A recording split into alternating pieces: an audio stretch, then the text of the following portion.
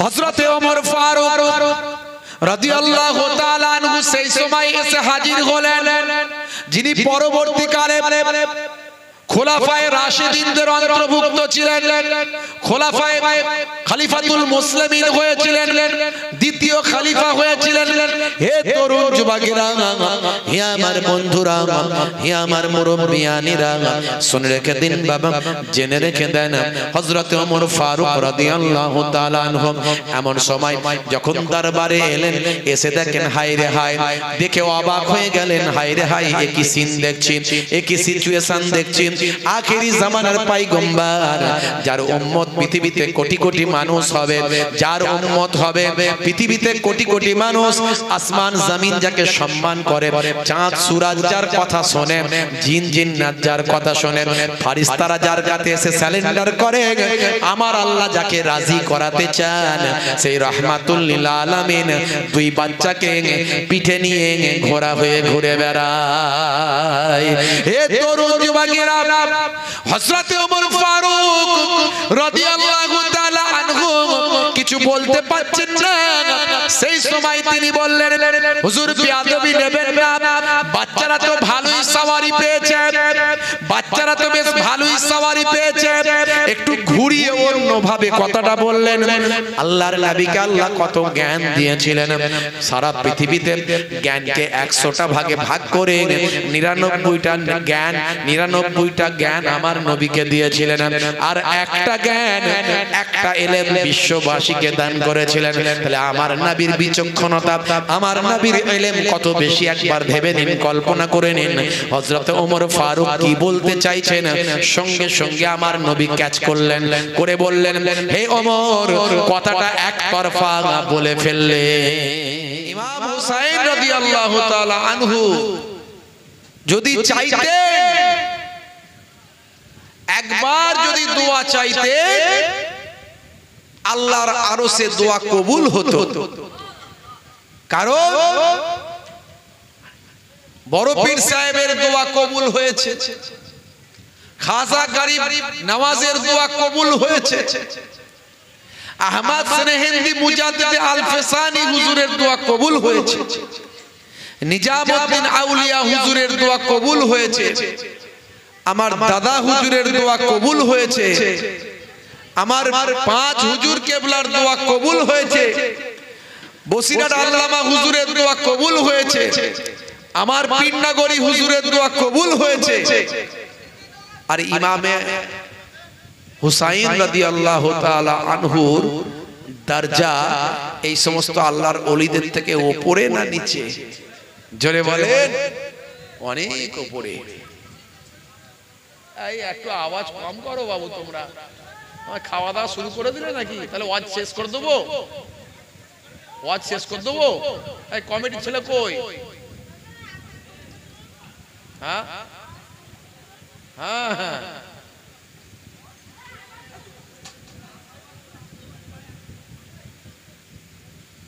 হয় আস্তে কথা বলো, না হলে বাবা ওয়াজ শেষ করে দাও। এত আওয়াজ করলে কি ওয়াজ হয় নাকি? ভাইরা আমার, খুব সংক্ষেপে, বেশি লম্বা চওড়া নয়, আমার সময় দেওয়া ছিল রাত্রি 11টা থেকে, বুঝতে পারছি। তো ভাইরা কিছু টাইমের গন্ডগোল করেছে, আমার যেহেতু আর দ্বিতীয় প্রোগ্রাম ছিল না বলে আমি লেটে উঠতে পারলাম, না হলে হয়তো উঠতে পারতাম না। কারণ সময়ের দিকে লক্ষ্য রাখতেই হবে, সময়টা উল্টো পাল্টা করলে অসুবিধা আছে। তো যাই হোক, ইমাম হুসাইন রাদিয়াল্লাহু তাআলা আনহু যদি দোয়া চাইতেন, তাহলে সঙ্গে সঙ্গে এজিদ বাহিনী ধ্বংস হয়ে যেত। কিন্তু নানা জান আগেই বলে দিয়েছেন, ভাই হুসাইন, তুমি আসার আগে, দুনিয়া ছেড়ে বিদায় নিয়ে আসার আগে তোমার উপরে অনেক মুসিবত আসবে, নাসাবারি করবে না, ধৈর্য হারা হয়ে যাবে না, সবার করবে। কারণ তোমাদের দেখিয়ে কাল কিয়ামতের দিনে আমি রাসূলুল্লাহ সাল্লাল্লাহু আলাইহি ওয়াসাল্লাম আমার কোটি কোটি গুনাহগার উম্মতিদের নাজাত করিয়ে নেব। জোরে হবে না? তাহলে হুজুররা শহীদ হয়েছেন আমাদের জন্য। আমাদের মুক্তির জন্য তারা শহীদ হয়েছে। আর আমরা তাদের জন্য কি করতে পারছি বলুন? কি করতে পারছি? তাদের আদর্শকে গ্রহণ করতে পেরেছি? তাদের চরিত্র কি নিতে পেরেছি? তাদের দেখানো পথে কি পরিপূর্ণ চলতে পারছি? তারা ইসলামের জন্য যে খেদমত দিয়েছে সেই খেদমত কি আমরা গ্রহণ করতে পেরেছি? কিছু মানুষ এই মুহররম মাস আসলেই দেখবেন তাজিয়া বের করে, লাঠি খেলে, অস্ত্র নিয়ে, তলোয়ার নিয়ে, ছুরি নিয়ে গায়ে হাতে মারে, বুঝতে পারছেন? হ্যাঁ, তারপর আবার ডিজে বের করে, 10ই মুহররম ডিজে বের করে, রাস্তাঘাটে ছোটাছুটি করে, হাই হাসান হাই হোসেন। তারা মনে মনে করে আমরা মনে হয় সোহাদা হুজুরদের খুব ভালোবাসা দেখাচ্ছি। কারবালা ময়দান তো তখন হয়েছে, এখন হাই হাসান হাই হোসেন করে রাস্তায় ছুরি নিয়ে দৌড়দৌড়ি করে এতে ভালো হচ্ছে না খারাপই হচ্ছে। অমুসলিম ভাইরা মনে মনে করছে ইসলাম ধর্ম মনে হয় এটাই। আমরা যেরকম ওনাদের ওই যে কি বলে না, রামনবমীতে ছুরি ছুরি নিয়ে বেরোচ্ছে, দেখছেন না এখন রামনবমীতে ছুরি তলোয়ার নিয়ে সব বেরোচ্ছে, হ্যাঁ, ডিজে ফিজে বাজিয়ে। তাহলে এদেরও মনে হয় ওইরকম একটা রামনবমীর মতো দিন আছে, এরা ওই বছরে একবার হাই হাসান হাই হোসেন করবে আর ছুরি নিয়ে ডিজে ফিজে নিয়ে বেরোবে, এরা মনে হয় এটা ইসলাম। অথচ এই কাজটা যারা করে এরা হলো মুসলমানদের পার্সেন্টেজ অনুযায়ী 1% কি 2% হবে না, কিন্তু এরা এত হইচই করে লোকে মনে হয় এটাই ইসলাম মনে হয়। কোথায় পেয়েছো এগুলো? কোথায় পেয়েছো? ইমাম হোসাইনকে কি 98% মুসলমান কি ভালোবাসে না? তোমরা 2% মুসলমান কি শুধু ভালোবাসো? ভালোবাসা ওইভাবে দেখিয়ে হয় না। কারবালা ময়দান তখন হয়েছে, তখন যদি পারতে তলোয়ার নিয়ে বেরোতে, এজিদ বাহিনীর সঙ্গে লড়াই করতে, ঠিক ছিল, ওটা ভালোবাসা হতো। এখন ভালোবাসা দেখাবে কি করে? এখন ভালোবাসা দেখাতে হলে তাদের আদর্শ মেনে চলতে হবে, যে জন্য তারা শহীদ হয়েছে সেই নীতি আদর্শকে গ্রহণ করতে হবে। তাদের জন্য সাদাকা করতে হবে, তাদের আলোচনা মানুষের কাছে ছড়িয়ে দিতে হবে, তাদের জন্য বেশি বেশি নামাজ পড়তে হবে, তাদের জন্য রোজা রাখতে হবে। এইগুলো হলো ভালোবাসার নিদর্শন।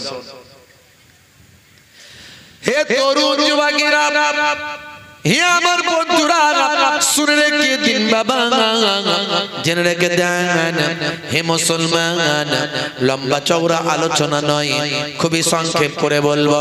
মাশাআল্লাহ, সুহাদা হুজুরদের আলোচনা আপনারা হয়তো অনেক শুনেছেন, আমি সামান্য একটু টাচ দিচ্ছি, কারণ আজকের রাতটা হলো অত্যন্ত গুরুত্বপূর্ণ রাত। হে তরুণ যুবকেরা, হে আমার বন্ধুরা, হযরতে জিবরাইল আলাইহিস সালাম মানুষের সুরাত ধরে আল্লাহর নবীর কাছে এসে সালাম দিয়ে বসলেন, আসসালামু আলাইকুম ইয়া রাসূলুল্লাহ ইয়া হাবিবাল্লাহ। হে তরুণ যুবকেরা, হযরত জিবরাইল আলাইহিস সালাম আল্লাহর নবীর একজন সাহাবীর চেহারা ধরে এসেছিলেন। যে সাহাবীর চেহারা ধরে এসেছিলেন সেই সাহাবীর নাম হলো দাহিয়াতুল কলবি সাহাবী।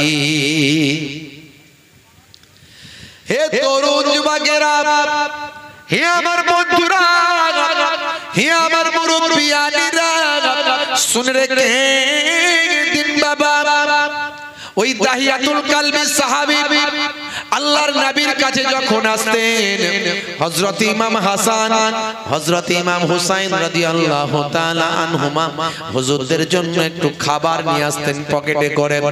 এতটাই ভালোবাসা নবীর সঙ্গে হয়েছিল, যত এতটাই মহব্বত আল্লাহর নবীর সাহাবীদের সঙ্গে হয়েছিল, এতটাই মহব্বত হযরত ইমাম হাসান ইমাম হুসাইনের জন্য হয়েছিল।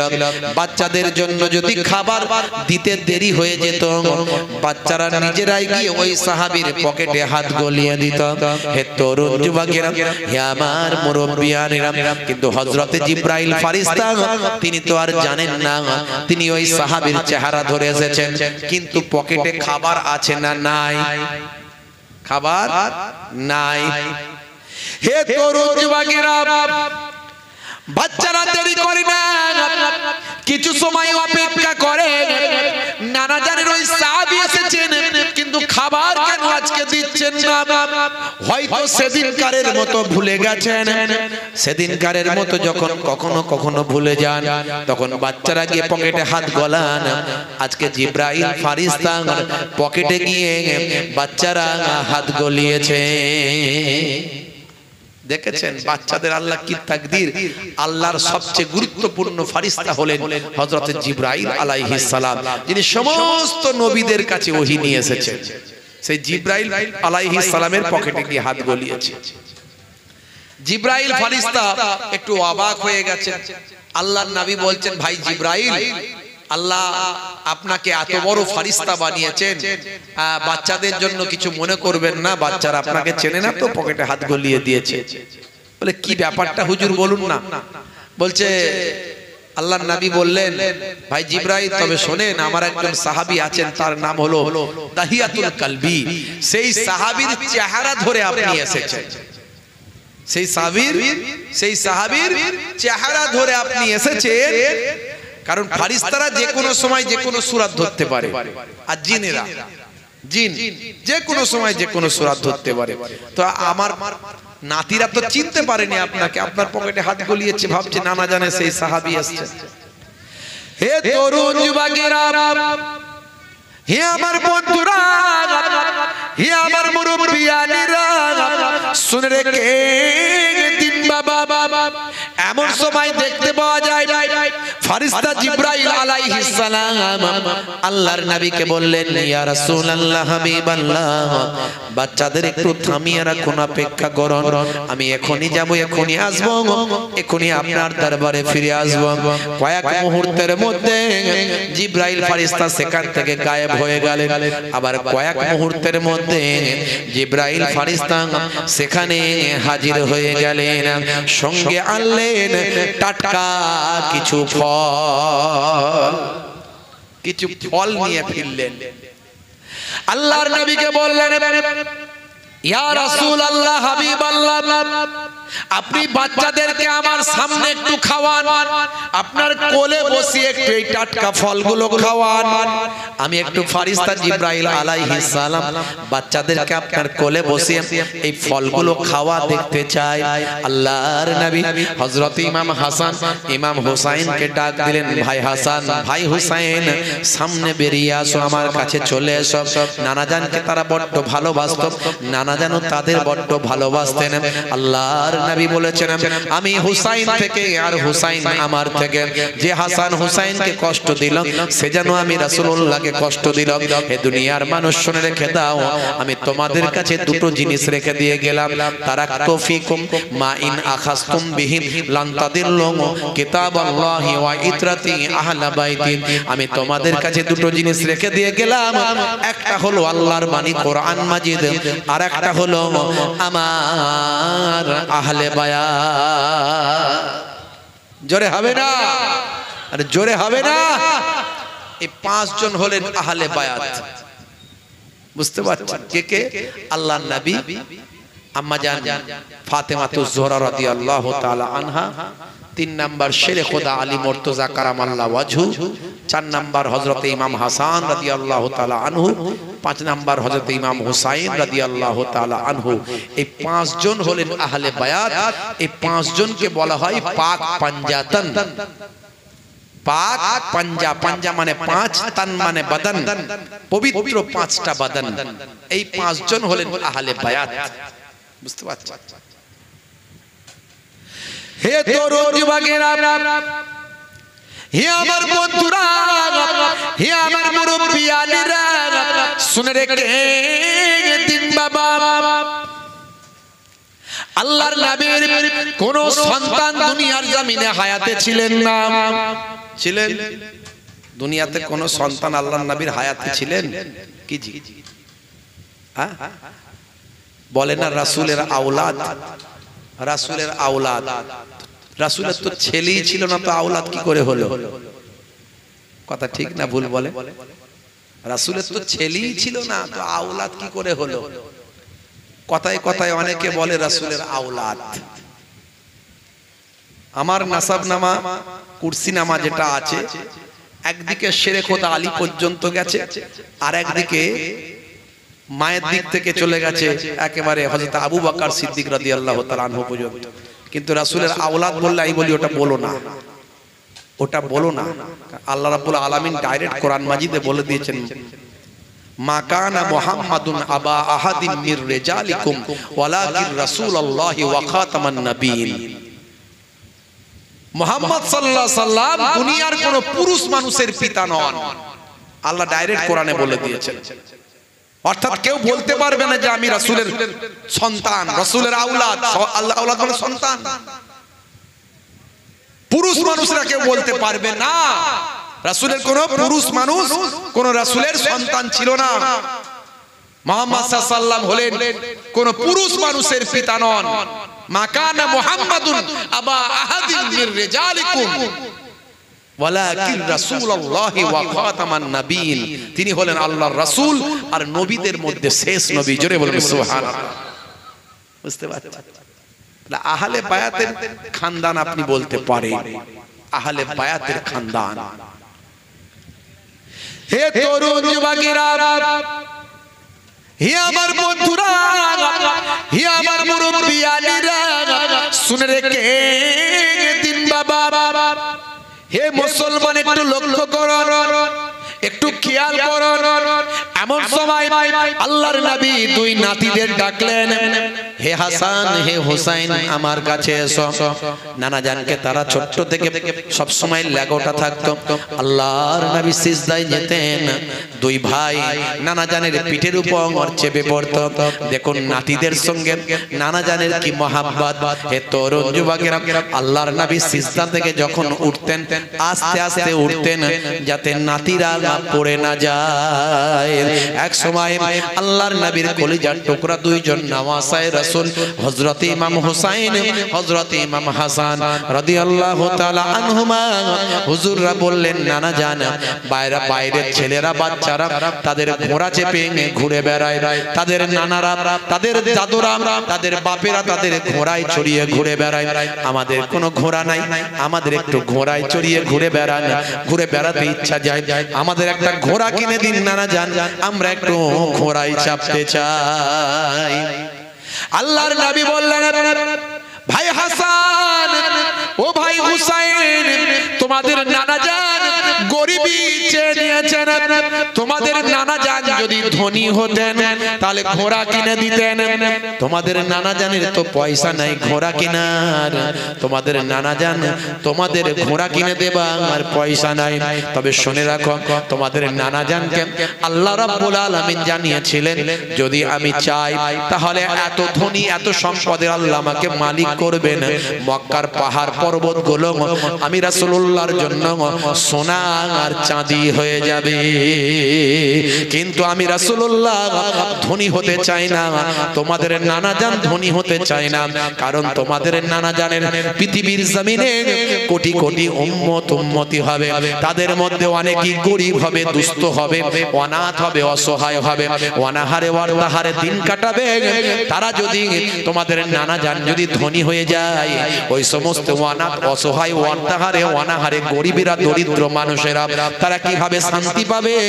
না না না না, তারা দেখবে আমাদের আখিরি জামানার পয়গম্বর তিনিও গরিব ছিলেন, এই কথা চিন্তা করে তারা শান্তি পাবে। তাই তোমাদের নানা জান ধনী হতে চায় না, আমি আল্লাহর কাছে গরিবই চেয়ে নিয়েছি। আমার ঘোড়া কেনার পয়সা নাই, তবে বাবা তোমরা আমার নাতি, তোমাদের কত ভালোবাসি। আচ্ছা বলো তো, তোমাদের শখ মেটানো আমার দায়িত্ব। এখন বলো, যদি আমি ঘোড়া হয়ে যাই তোমরা কি রাজি আছো আমার পিঠে চাপতে? নাতিরা বলল, তাই হোক, অসুবিধা নাই, নানার পিঠে চেপিয়ে একটু ঘোড়া চাপার মজাটা পাই, মজাটা নি।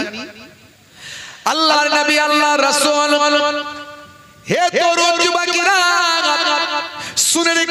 বাবা জেনে রেখে দিন বাবা নাতিদের কত ভালোবাসতেন হে যুবকেরা শুনে রেখে দেন বাবা দুনিয়াতে আমরা মনে করি পোতাদের সম্মান বেশি কথা ঠিক না ভুল আমরা মনে করি পোতাদের সম্মান বেশি তাই তো নাকি ছেলের সম্মান বেশি কিন্তু আল্লাহর নবীর জীবন জিন্দেগি যদি লক্ষ্য করেন আল্লাহর নবী নিজের ছেলে থেকেও নাতিদেরকে বেশি প্রাধান্য দিতেন ভালোবাসতেন মা ফাতেমাকে সবচেয়ে বেশি ভালোবাসতেন কারণ মেয়ে বলে তার প্রাধান্য বেশি ভালোবাসা দিতেন মেয়েকে বেশি সম্মান দিয়েছেন আমার নবী পাক যদি আপনি হাদিসগুলো পড়েন পাবেন নাতিদের সবচেয়ে বেশি সম্মান দিতেন ভালোবাসতেন আল্লাহর নবী নিজে সেই সময় বললেন দেখো আমি ঘোড়া হয়ে যাচ্ছি আমার পিঠে তোমরা চাপো আল্লাহর নবী চার হাত পায়ে হামাগুড়ি দিয়ে নিজের ওই যে উসরা দালানে উঠানে যেটা আমরা বলি এগেনে ভাই আমার নিজের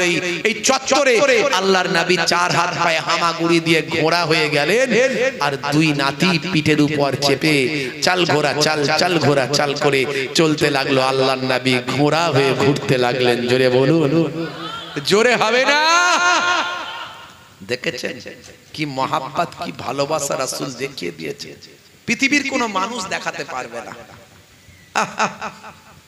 মেয়ের ছেলে আল্লাহর নবী বুঝিয়ে দিয়েছেন মেয়ের ছেলেকে অবহেলা করো না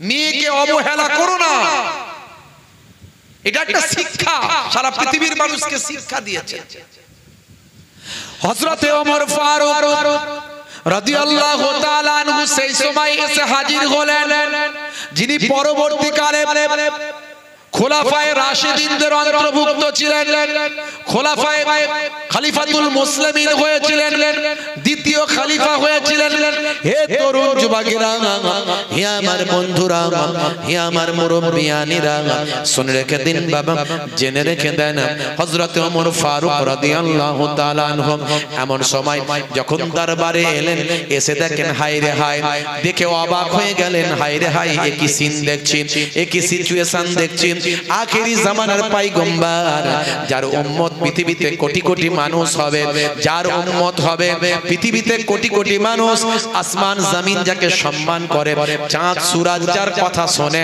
জিন জিন্নাত যার কথা শুনে ফেরেশতারা যার কাছে এসে সারেন্ডার করে আমার আল্লাহ যাকে রাজি করাতে চান সেই রাহমাতুল লিল আলামিন দুই বাচ্চাকে পিঠে নিয়ে ঘোড়া হয়ে ঘুরে বেড়ায় হে তরুণ যুবকেরা হযরত ওমর ফারুক রাদিয়াল্লাহু তাআলা আনহু কিছু বলতে পারছেন না সেই সময় তিনি বললেন হুজুর বেয়াদবি নেবেন না বাচ্চারা তো ভালোই সওয়ারি পেয়েছে বাচ্চারা তো বেশ ভালোই সওয়ারি পেয়েছে একটু ঘুরিয়ে অন্যভাবে কথাটা বললেন আল্লাহর নবীকে আল্লাহ কত জ্ঞান দিয়েছিলেন সারা পৃথিবীতে জ্ঞানকে 100টা ভাগে ভাগ করে 99টা জ্ঞান আমার নবীকে দিয়েছিলেন আর একটা জ্ঞান একটা ইলম বিশ্ববাসীকে দান করেছিলেন তাহলে আমার নবীর বিচক্ষণতা আমার নবীর ইলম কত বেশি একবার ভেবে নিন কল্পনা করে নিন হযরত ওমর ফারুক কি বলতে চাইছেন সঙ্গে সঙ্গে আমার নবী ক্যাচ করলেন করে বললেন হে ওমর কথাটা একতরফা বলে ফেললে কথাটা ওয়ান সাইড বললে ওয়ান সাইড কথা হয়ে গেল শুধু সাওয়ারিটা ভালো বললে যারা সাওয়ার হয়েছে তাদের কথা তো বললে না যারা সাওয়ার হয়েছে তাদের কথা তো বললে না আল্লাহর নবী বলেছিলেন হে ওমর শোনো শুধু সাওয়ারিটা ভালো নয় বরং সাওয়ার যারা হয়েছে তারাও আল্লাহর দরবারে অনেক ভালো জোরে হবে না আরে জোরে হবে না ফেরেশতা জিবরাইল আলাইহিস সালাম আল্লাহর নবীর সামনে এসে হাজির টাটকা খাবার আল্লাহর নবী দুই জানুতে দুই ভাইকে বসিয়েছেন একদিকে হযরত ইমাম হাসান একদিকে হযরত ইমাম হুসাইন আল্লাহর নবী নূরের চেহারা নিয়ে নূরের হাত নিয়ে টুক টুক টুক টুক করে খাওয়াচ্ছেন ফেরেশতা জিবরাইল আলাইহিস সালাম দাহিয়াতুল কালবির চেহারায় মানুষের সূরাতে সামনে বসে আছেন আর এক দৃষ্টিতে বাচ্চাদের চেহারার দিকে তাকিয়ে তাকিয়ে আছেন। এমন সময় আল্লাহর নবী বললেন, ভাই জিব্রাইল কি এমন দেখছেন বাচ্চাদের দিকে? আল্লাহর নবীকে ফেরেশতা জিব্রাইল আলাইহিস সালাম বললেন, ইয়া রাসূলুল্লাহ, হাবিবাল্লাহ, বাচ্চাদের খাওয়া দেখছি, বাচ্চাদের আল্লাহ কি সম্মান দিয়েছেন এটা ভাবছি, বাচ্চাদের আল্লাহ এত ইজ্জত দিয়েছেন এটা চিন্তা করছি, এই বাচ্চাদের আল্লাহ কত তাকবীর বুলন্দ করেছেন, এই বাচ্চারা দুনিয়ার জমিনে বসে আল্লাহর জান্নাতের টাটকা ফল আখিরি জামানার পয়গম্বরের নবীর হাতে বসে বসে খাচ্ছে। জোরে হবে না? আরে জোরে হবে না? কি সম্মান হযরত ইমাম হাসান ইমাম হুসাইন রাদিয়াল্লাহু তাআলা আনহুমা। পরে বললেন, হুজুর তবে আপনি ভেঙে পড়বেন না, দুঃখ পাবেন না, বাচ্চাদের তাকদীরে আল্লাহ দুটো জিনিস দুজনের লিখে রেখেছে। কি লিখে রেখেছেন? কি লিখে রেখেছেন? হে তরুণ যুবকেরা, ফেরেশতা জিব্রাইল আলাইহিস সালাম সেই সময় বলেছিলেন, ইয়া রাসূলুল্লাহ, হাবিবাল্লাহ, আপনি ভেঙে পড়বেন না, নাসাবারি করবেন না, ধৈর্যহারা হয়ে যাবেন না। আমার আল্লাহ আপনার বাচ্চাদের দুই তাকদীরে দুজনে দুটো লিখে রেখেছেন। আপনার বড় নাতি হযরত ইমাম হাসান রাদিয়াল্লাহু তাআলা আনহুর তাকদীরে লেখা আছে, আপনার এই জালেম উম্মতেরা, আপনার এই নিষ্ঠুর উম্মতেরা আপনার বড় নাতিকে খেতে না দিয়ে, পান করতে না দিয়ে বিষ পান করিয়ে শহীদ করে দেবে। তিনি যখন শহীদ হয়ে যাবেন তার সারা শরীরটা সবুজ হয়ে যাবে। এর বিনিময়ে আমার আল্লাহ জান্নাতে একটা সবুজ বর্ণের অট্টালিকা বানিয়ে রেখেছেন। আর আপনার ছোট নাতি হযরত ইমাম হুসাইন রাদিয়াল্লাহু তাআলা আনহু, তার তাকদীর আল্লাহ লিখে রেখেছেন, তাকেও আপনার জালেম উম্মতেরা, নিষ্ঠুর উম্মতেরা খেতে না দিয়ে, পান করতে না দিয়ে কারবালা ময়দানে সাপে খাবে, ব্যাঙে খাবে, ফোরাত নদীর পারে শত্রুরা খাবে, মিত্ররা খাবে, সবাই খাবে, জীবজন্তু খাবে, কিন্তু নবী আপনার খানদানকে খেতে দেওয়া হবে না। আপনার কলিজার টুকরা নাতি ইমাম হুসাইনকে পান করতে দেওয়া হবে না। আপনার ছোট নাতি হযরত ইমাম হুসাইনকে আপনার জালেম উম্মতেরা কারবালা ময়দানে পিপাসা অবস্থায় শহীদ করে দেবেন। তিনি যখন শহীদ হয়ে যাবেন তার সারা শরীরটা লালে লাল হয়ে যাবে। এরই বিনিময়ে আমার আল্লাহ জান্নাতের ভিতরে একটা লোহিত বর্ণের, লাল বর্ণের অট্টালিকা বানিয়ে রেখেছে।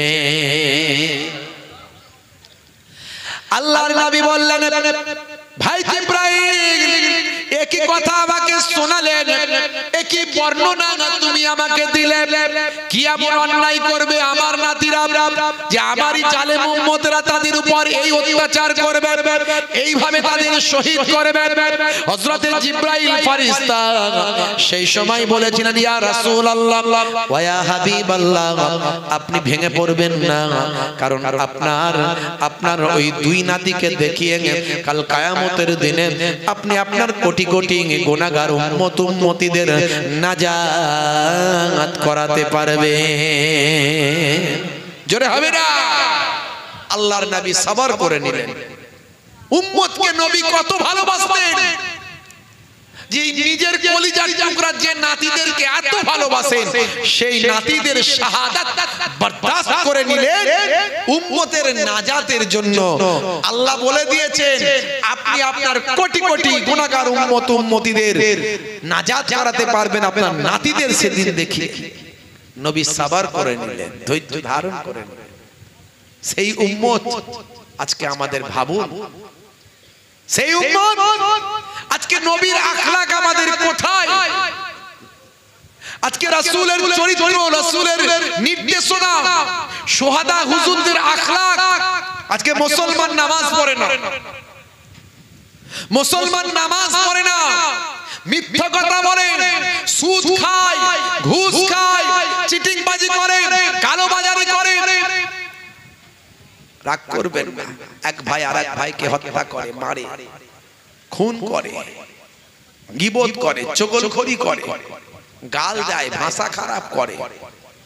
নবীর আখলাক কই? যে উম্মতকে নাজাতের জন্য আল্লাহর নবী এত বড় ত্যাগ স্বীকার করলেন।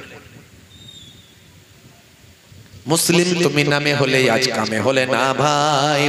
মুসলিম দেখো অপরাধে লিপ্ত কেন হয়। মুসলিম তুমি কোরআন হাদিস পড়তে জানো না। মুসলিম তুমি মসজিদেতে নামাজ এলে না। মুসলিম তুমি নামে হলে আজ মুসলিম তুমি নামে মুসলিম এলে ন্যায়ের পথে সমাজে বদলাবে রে, সমাজে বদলাবে। মুসলিম তুমি নামে হলে আজ কামে হলে না ভাই। মুসলিম দেখো অপরাধে লিপ্ত কেন হয়। বোমে বারুদে নেশার থালায় হবে না কারো সাথী। সালাউদ্দিন আর পাগলের তুমি যে উত্তরসূরি। ব্যঙ্গ কার্টুনে ব্যঙ্গ সিনেমায়, ব্যঙ্গ কার্টুনে ব্যঙ্গ সিনেমায় নবীর সম্মান কমে না। গুগল সার্চে সেরা মনীষী খুঁজে দেখো না। আজকে আমরা যদি সেই নবীর সঠিক উম্মত হতে পারতাম, পৃথিবীর মানুষ আমাদের স্যালুট করত, আমাদেরকে কেউ লাঞ্ছিত বঞ্চিত অপমানিত করতে পারত না।